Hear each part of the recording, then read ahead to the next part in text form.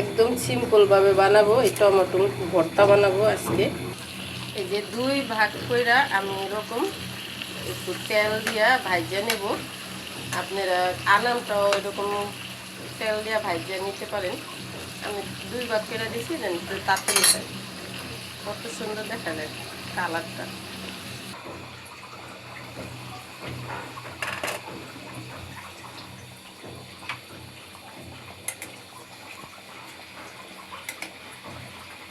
হয়নি, আরেকটু হইব।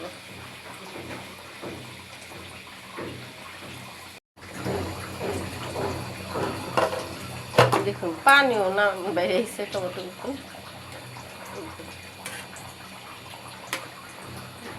দিলাম, ছিলকাটা হালাই দিব। এই যেরকম করে ছিলকাটি সব হালাই দেব।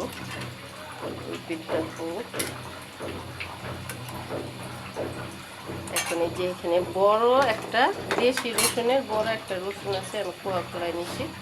এইটাও ভাজিয়ে নেব এটার সাথে।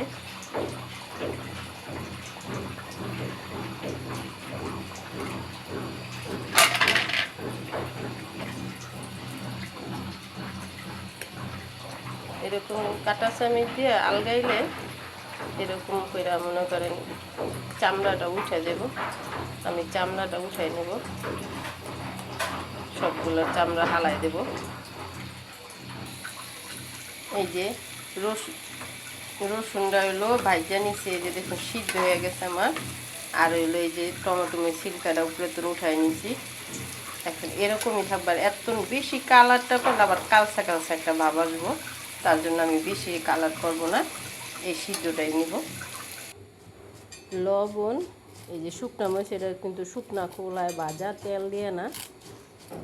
এই তেল দিয়ে না ভাজা শুকনো খোলায় ভাজা একটা ভর্তা বানাইলে একটা স্বাদ লাগে, আবার তেল দিয়ে ভর্তা বানাইলে ভাজা একটা স্বাদ লাগে। মানে কি রান্নার ভিতরে স্বাদের একটা ব্যাপার স্যাপার আছে।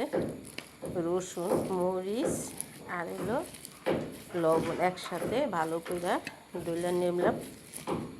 এই যে দেখুন, যারা হাত দিয়ে তো করতে পারেন করবেন, আর যারা হাত দিয়ে না করতে পারবেন কিছু সাহায্য নিয়ে নেবেন।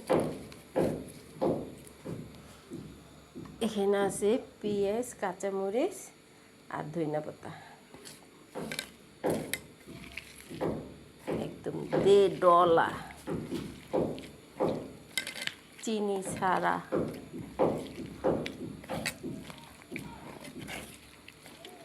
এই ভর্তাটা খাইতে খুব মজা হয়।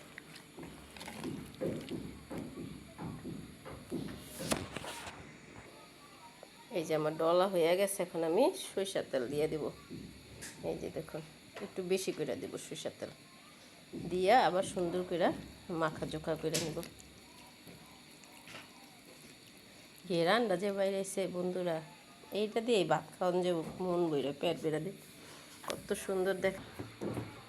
এই যে ধনিয়া পাতা দিছি, আর এখন একটু উপর দিয়ে একটু সরিষার তেল দিয়ে দেবো। দেখুন কত সুন্দর দেখা যায়। এই যে দেখুন চাশনিটা কি সুন্দর লাগতেছে, খাই তো আশা করি খুবই ভালো হইব। এরকম একটা চাশনি হলে আর কিছু লাগে না, কিন্তু আজকে আমার মেনুতে আছে এই টমেটোর চাশনি, ভাত, মুরগির তরকারি আর ডাল।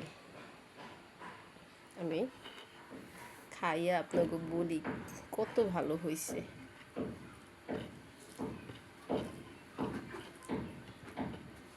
বিসমিল্লাহ।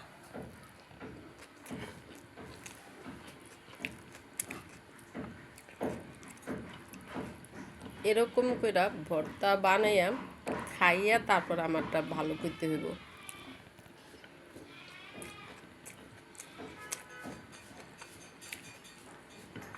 আমি যদি বলি তাহলে হয়তো বা বিশ্বাস করবেন না, কিন্তু আগে খাইবেন।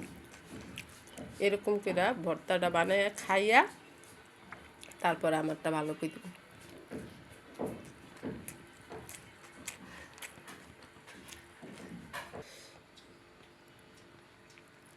এই যে মুরগির তরকারি, আলু, মুরগির তরকারি হোক আর গোস্তের মানে গরু গোস্তের তরকারি, গরু গোস্তের তরকারি আলুটা বেশি ভালো লাগে, আর দেশি মুরগির তরকারি তো আর একটু বেশি ভালো লাগে। ফার্মের মুরগির তো, এটা কিন্তু ফার্মের মুরগি আমার।